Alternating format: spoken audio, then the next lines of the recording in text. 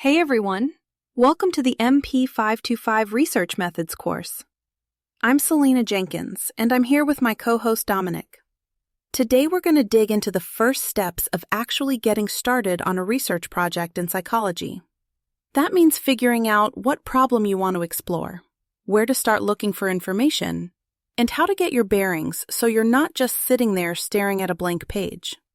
That sound about right, Dom? Yeah, definitely, Selena. I think half the battle is just knowing what question you actually care about, or, well, maybe not care about, but need to deal with in your work or community. And the Stringer's action research model has this structure, right?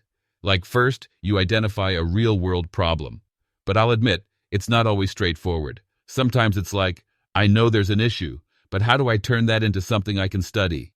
You get that at the crisis hotline, where people call in with, all sorts of situations? Absolutely. When I started out, I kept hitting the same wall. Like, I'd notice callers who had similar outcomes, but there wasn't a ton of evidence on which intervention makes the real difference.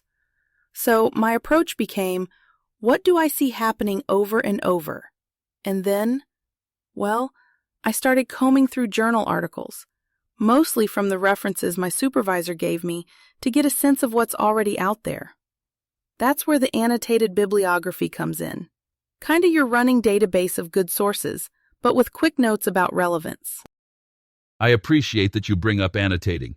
In the National Guard, when we take on a new training issue, like, say, an uptick in safety incidents, you need those peer-reviewed sources to support that your problem isn't just a one-off or your personal gripe.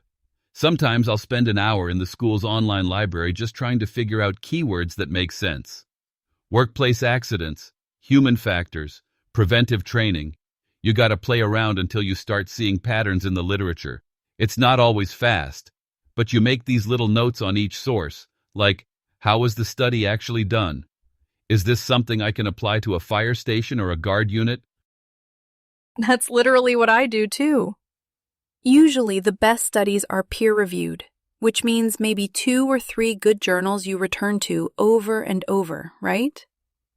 One thing I always find helpful is mapping out the problem like a flowchart. What do I see? Who does it affect? Why does it matter? If you can't answer those, the literature can help fill in those gaps or, honestly, sometimes tell you it's not the right question. Has that happened to you? Oh, all the time, Selena. And just sometimes you go down a rabbit hole, you realize, actually, this isn't even the issue I need to focus on. But even those dead ends, I think, are useful. They help narrow your lens, right? I always tell new team leaders, don't be afraid to ditch something if the evidence isn't there. The literature's your safety net, Yeah, and having those notes handy is what makes it different than just bookmarking a bunch of articles you never read.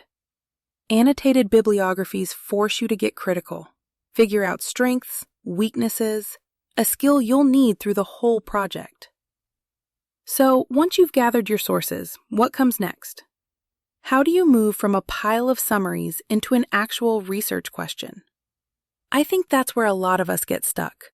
Let's dive into that, because honestly, this next step tripped me up for a long time.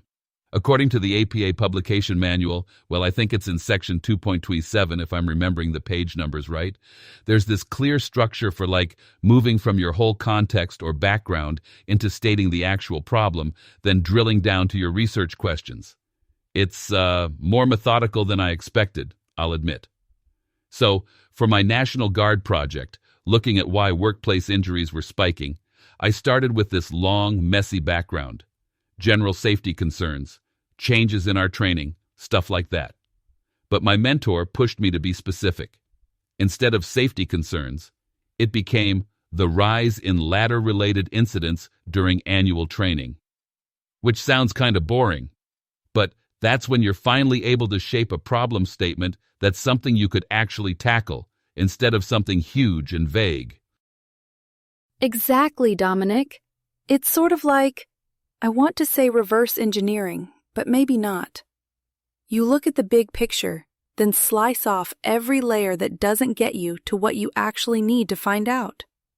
So, with crisis intervention, I had to move from some calls don't end positively down to Do crisis hotline volunteers who get more role-playing practice see better caller outcomes? Instead of general background, that problem statement is way more actionable.